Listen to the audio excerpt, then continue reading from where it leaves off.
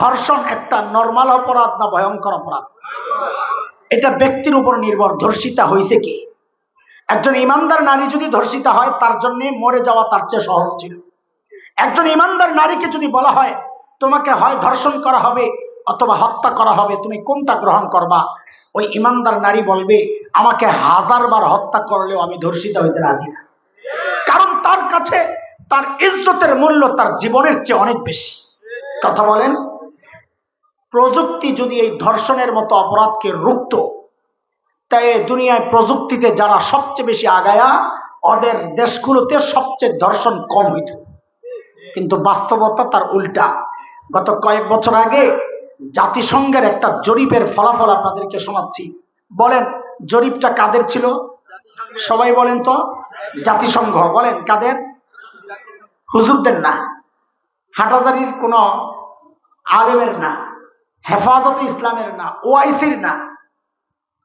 এই জরিপটা কাদের? বলেন না কাদের? মুসলমানদের পক্ষের শক্তি না শত্রু? জাতিসংঘ মুসলমানদের পক্ষের না বিপক্ষের? কাজী এই জরিপ এটা আমাদের কারণ আমরা কেউ জরিপ করলে হয়তো বলতেন এক পেশে হয়েছে। হুজুররা অমুসলিমদেরকে খাটো করার জন্য এই জরিপের ফলাফল প্রকাশ করছে, জরিপ করছে, এইরকম একটা বলতে পারতেন। কিন্তু ফলাফল জরিপ এটা আমাদের কারোর এর মধ্যে হাত ছিল না। কারণ জরিপটা কাদের? আবার বলেন। জাতিসংঘ শীর্ষ 10টা দেশের নাম এনেছে ধর্ষণে সারা বিশ্বে শীর্ষে, যার মধ্যে 1 নম্বর নাম আসছে দুনিয়ার সব আকামে যারা সবসময় প্রথম থাকে, প্রযুক্তিতে সবচেয়ে বেশি উন্নত, দুনিয়ার সবচেয়ে বড় জালিম ইসরায়েল যাদের শক্তিতে নড়ে চড়ে লাফায়, সেই আমেরিকা হচ্ছে সারা দুনিয়ার মধ্যে ধর্ষণের শীর্ষ দেশ। প্রযুক্তিতে উন্নত না অনুন্নত? বলেন আমেরিকা প্রযুক্তিতে উন্নত না অনুন্নত? বোঝা গেল প্রযুক্তি মানুষকে অপরাধ থেকে আটকায় না। 2 নম্বর দেশ হচ্ছে সাউথ আফ্রিকা। আমি শুধু জিজ্ঞেস করে আগাইতে চাই, সাউথ আফ্রিকা প্রযুক্তিতে উন্নত না অনুন্নত? কথা বলেন, কথা বলেন। 3 নম্বর হচ্ছে সুইডেন, ইউরোপের এক বড় দেশ। বলেন তো সুইডেন প্রযুক্তিতে উন্নত না অনুন্নত? মনোযোগ নষ্ট হয়, কথা বলেন। ঘাম দেখে মায়া করে আমার বয়ান করাইতে পারবেন না। জবে যখন করবেন আর মায়া করে লাগবে, বসাইয়া দিচ্ছেন যেহেতু কষ্ট দিবেন আর মায়া করে লাগ। খেয়াল করেন। 4 নম্বর হচ্ছে আপনাকে দাদারা। কারা? প্রতি 22 মিনিটে ইন্ডিয়া একটা নারী ধর্ষিত হয়। আরে অন্যদের তো রুচির পরিচয় পাওয়া যায়, ওদের তো রুচিরও দুর্ভিক্ষ দেখা দিচ্ছে। কেন জানেন? কয়েক বছর আগে মিডিয়ায় আসছে, পত্রিকাওয়ালাদের রিপোর্ট, 65+ এক বিদেশিনী। কত প্লাস? এটা ওরা ইজ্জত বাঁচানোর জন্য একটা চতুরতার আশ্রয় নিয়েছে। 65+ 100 যদি হয় বয়স, 65+ বললে কি মিথ্যা কথা? এই চালাকিটা ওরা করছে। আমরা ছবি দেখা অনুভব করছি, অনুমান করছি এই বুড়ির বয়স 65-র কাছাকাছি না কমপক্ষে 80। অথচ আসছিল তাজমহল দেখার শখ জাগছিল, ওই পান্ডারা ওই বুড়ির আজীবনের শখ মিটাইয়া দিছে ধর্ষণের মাধ্যমে। খারাপটা লাগে কখন জানে? যখন ওই ইন্ডিয়ার 5টা এদেশীয় এজেন্টরা নারী অধিকারের আওয়াজ উঠায় না, তখন ওগুলার জুতা দিয়ে পিটাইতে মনে চায়। নারী অধিকারের বুঝছো কি? যেখানে নারীরা প্রতি 22 মিনিটে ধর্ষিত হয়, আওয়াজ যায় ওখানে ওঠাও। যাদের নিমক খাও, যাদের কাছ থেকে খাও কিছু, ওখানে যায় ওঠাও সাহস থাকলে। এখানে আওয়াজ উঠাইয়া সারা বিশ্বের সামনে আমাদেরকে বিব্রত করতে চায়। কয়দিন পর পর এক একটা ওঠায়।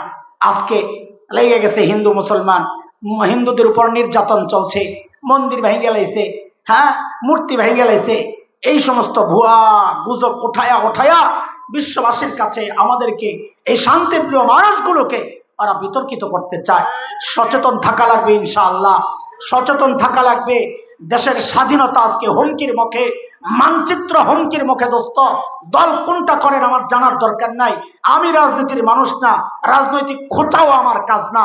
ইসলাম আক্রান্ত হয় তখন কথা বলি, মানচিত্র হুমকির মুখে পড়ে তখন কথা বলি। আপনি আওয়ামী লীগ করেন, আমার কি সমস্যা? বিএনপি করেন, আমার কি লাভ তাতে? জামাত করেন, আমার কি ফায়দা তাতে? একটাই কথা, সব মিলে আমরা বাংলাদেশি যদি মুসলমানের বাচ্চা হয়ে থাকেন, দেশ আক্রান্ত হইলে, ইসলাম আক্রান্ত হইলে যদি চুপ থাকেন, বুঝবো আপনি দেশকে ভালোবাসেন না, আপনি আসলে ভারতের দালাল, ভারতের দালাল। এই জায়গায় আমাদের কোনো বিভক্তি থাকলে চলবে না। এখানে আমরা সবাই এক, দেশের স্বাধীনতা রক্ষায় আমাদের পূর্বপুরুষ রক্ত দিয়েছেন, স্বাধীনতা আনতে রক্ত দিয়েছেন, রক্ষায় যদি রক্ত দিতে হয় আমরা রক্ত দিতে প্রস্তুত ইনশাআল্লাহ। 4 নাম্বার, ভারত প্রযুক্তিতে উন্নত না অনুন্নত? 5 নাম্বার,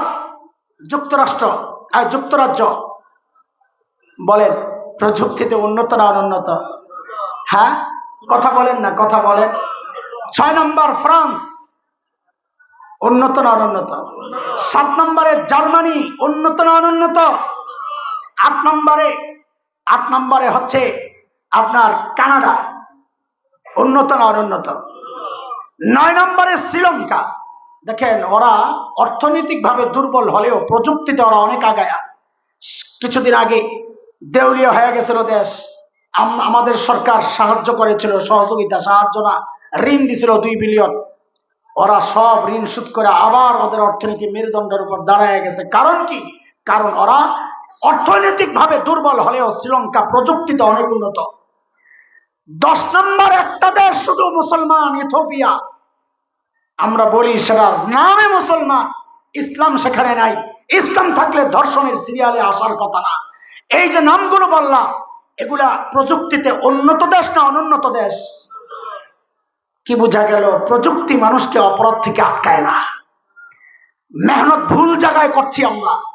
মেহনত করার কথা কলবে, কলবে মেহনতের মাধ্যমে যদি আল্লাহর ভয় ঢুকায় দেওয়া যাইতো, এই মানুষ এই অপরাধ করত না। প্রমাণ, 2টা প্রমাণ দিচ্ছি। ব্রিটেনের এক ট্যুর কোম্পানি মানুষকে ঘুরায়, যারা তাদের ব্যবসা, ওরা সারা দুনিয়ায় একটা জরিপ চালাইছে, নারীরা একা একা সবচাইতে নিরাপদে ভ্রমণ করতে পারে কোন সমস্ত দেশে। ওই কোম্পানির নাম হচ্ছে ইনশিওর মাই ট্রিপ, আপনারা সার্চ দিলে পাইবেন, ইনশিওর মাই ট্রিপ। এই কোম্পানি জরিপ চালাইছে সারা বিশ্বের শহরে সবচেয়ে নিরাপদে নারীরা ভ্রমণ করতে পারে। আরে নামটা শোনার আগে অগ্রিম একবার আল্লাহু আকবার চিৎকার করে বলেন না, শোনার পরে আরেকবার বলেন। সেটা হচ্ছে ওদের জরিপের ফলাফল। ওরা কোনো মুসলমান না, কোন ইসলামী সংস্থা না, ইসলামী রাষ্ট্রের কোন সংগঠন না, কোন কোম্পানি না, ব্রিটেনের কোম্পানি, অমুসলিমদের কোম্পানি। ওরা জরিপে ফলাফল প্রকাশ করেছে সারা দুনিয়ার মধ্যে নারীরা সবচেয়ে নিরাপদ ভ্রমণ করতে পারে যেই শহর, সেই শহরের নাম হচ্ছে মদিনাতুর রাসূল সাল্লাল্লাহু আলাইহি ওয়াসাল্লাম। কি বুঝলেন? সেখানে ইসলাম পুরোপুরি আছে তাও আমরা বলবো না, যতটুকুই আছে একজন নারী নিরাপদে চলার জন্য অতটুকুই যথেষ্ট। আর পুরোপুরি ইসলাম কায়েম হয়ে গেলে তখন তো নারীকে পশু পাখি পর্যন্ত নিরাপদ জীবন যাপন করতে পারে। এর নাম ইসলাম। আল্লাহু আকবার। অন্তরের তাকওয়া ছাড়া কোনোদিন মানুষ অপরাধ থেকে বিমুখ হইতে পারে না। আর একটা প্রমাণ আপনাদেরকে দেই। সূরা মায়েদার মধ্যে ঘটনা আসছে, হযরতে আদম আলাইহিস সালামের 2 ছেলে, কি নাম বলেন? বলেন বলেন। হাবিল, কাবিল। এক ভাই আরেক ভাইকে হত্যা করছে। বলেন কে কাকে হত্যা করছে? আরে কে কাকে হত্যা করছে? আমি আপনাদের থেকে বলাচ্ছি কেন, এগুলো যত বলবেন, যত আলোচনা হবে, তত সহিটা মাথায় ঢুকবে। কারণ এই জায়গায় পেঁচ লাগায় দেয় সবাই। এই দেখছেন, এই যে কইছে হাবিল হত্যা করছে, কা বলেন কাবিল। আরবিতে হত্যাকারীকে বলে কাতেল। কাতেল যে কতল করে না, কতল, হত্যাকারীকে বলে কাতেল। কাজ এখানে আছে যেই নামের মধ্যে, ওইটাই হত্যাকারী। কাবিল হত্যাকারীকে মারছে কে? মারছে কাকে? এই যে এক ভাই আরেক ভাইকে মারছে, এক বোনকে বিয়ে করা নিয়ে ঝামেলা। আমিও হিস্ট্রিতে যাবো না, দেরি হয়ে যাবে। এই প্রসঙ্গটা আল্লাহ কোরআনে সূরা মায়েদায় আনছেন কেমনে একটু শোনাই। আল্লাহ বলছেন, ওয়াতলু আলাইহিম নাবা বানাই আদম বিল হক إذ قربا قربانا فتقبل من أحدهما ولم يتقبل من الآخر قال لأقتلنك قال إن ইন্নামা ইয়াতাকাব্বালুল্লাহু মিনাল মুত্তাকিন লাইন বাসাত্তা ইলাইয়া ইয়াদাকা লিতাকতুলানি মা আনা বিবাসিতি ইয়াদিয়া ইলাইকা লিআকতুলাক ইন্নী আখাফুল্লাহ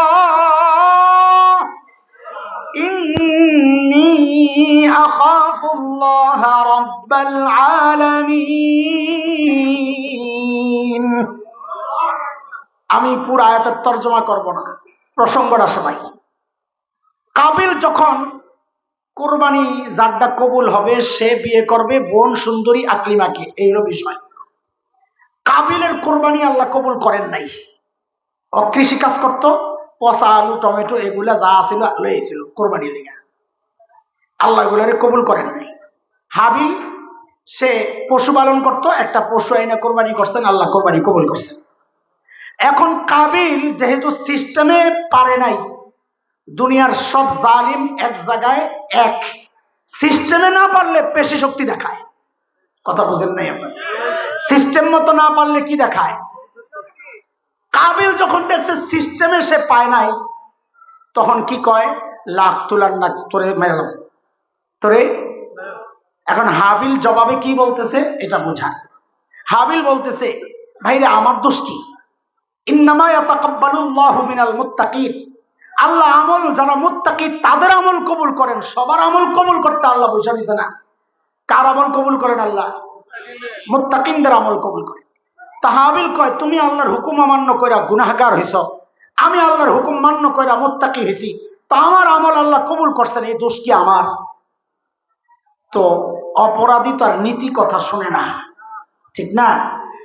তা হাবিল কি বলে, লাইম বাসাত্তা ইলাইয়া ইয়াদাক লিতাকতুলানি, আমাকে হত্যার জন্য যদি তুমি আমার দিকে হাত বাড়াও, মা আনা বিবাসিতি ইয়াদিয়া ইলাইকা লিয়াকতুলাক, আমি কিন্তু তোমাকে হত্যার জন্য আমার হাত তোমার দিকে বাড়াবো না।